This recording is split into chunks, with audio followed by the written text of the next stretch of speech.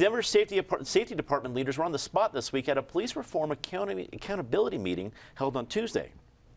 With over 1,000 people in attendance, Safety Manager Stephanie O'Malley and Sheriff Patrick Furman agreed to continue working with community members in reform efforts by creating an advisory board.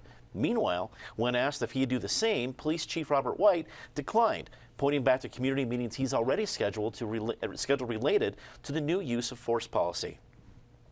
David, do meetings like this, 1,000 people is nothing to sneeze at, do meetings like this mean significant change?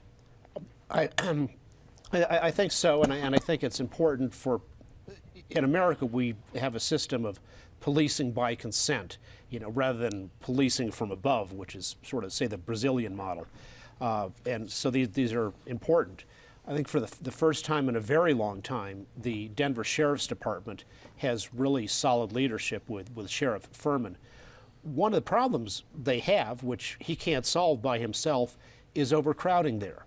And that ought to be a priority for Mayor Hancock to fix. The jail is not just for people who are there for 3 days, before they get processed and make bail. That's some people, but people who get sentenced to often up to a year can spend that entire time in jail. One of Sheriff Furman's priorities when he was sheriff in suburban Chicago was rehabilitation. So you've got somebody for 9 months. Okay, well let's work with that person.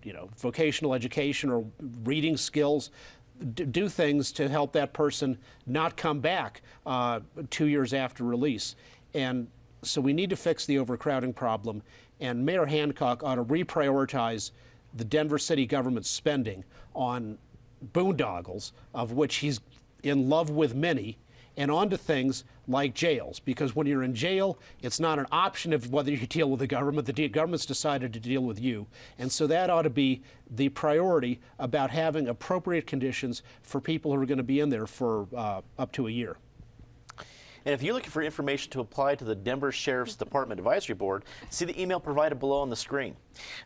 Eric, as you look at the pressure put on and then accepted from the sheriff saying, hey, okay, we'll do an advisory board, do you think that pressure will mount for Police Chief White? It may mount. I think White will probably continue to resist it as long as he has the backing of Mayor Hancock to resist it. I regard this, Dominic, as really this meeting of 1,000 people and other protests around the community. I think it's symptomatic of two things, and I think it has less to do with the substance of the use of force policy, the draft that was released. I don't think this is about substance. I think they're responding to bigger factors. Number one is the distrust of the police and sheriff department that has been building in this community for years and years, probably going on a decade here. After incident after incident, payout after payout, bad video after bad video. So I think that distrust, particularly in minority communities, understandably so, is rampant. Secondly, back to the inaugural topic, I think it is a reaction to what's going on a broader scene, a bigger scale, and some of the rhetoric coming out of this campaign, some of the symbolism coming out of this campaign, some of the distrust of this new administration, particularly on the part of minority communities. I think you put those two together, you get somewhat of a toxic brew, and you get upheavals and protests like this. Kristen, do you think more meetings like this in the community are a good thing for the mayor's office to embrace, since they've come under fire for a variety of issues around the safety department? Absolutely. It is so interesting to me how important it is to people to feel like they're being listened to. Even when sometimes I can see his point saying, I'm having these meetings.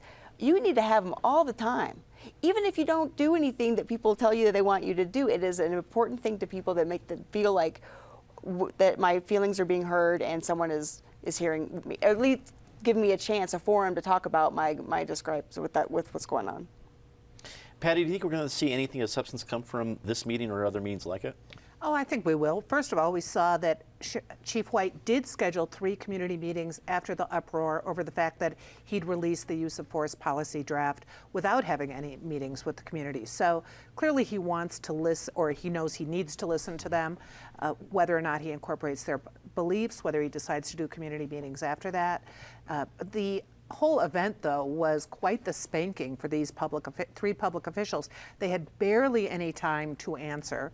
They weren't really allowed to go too far in their explanation. So that was too bad. I would have liked to have heard a lot more of what they wanted to say. We have to remember that Stephanie O'Malley as head of public safety, is in charge of the sheriff's department, the fire department, and also the police department. So if she's saying she's going to have public meetings at a certain point, that will affect the police department too.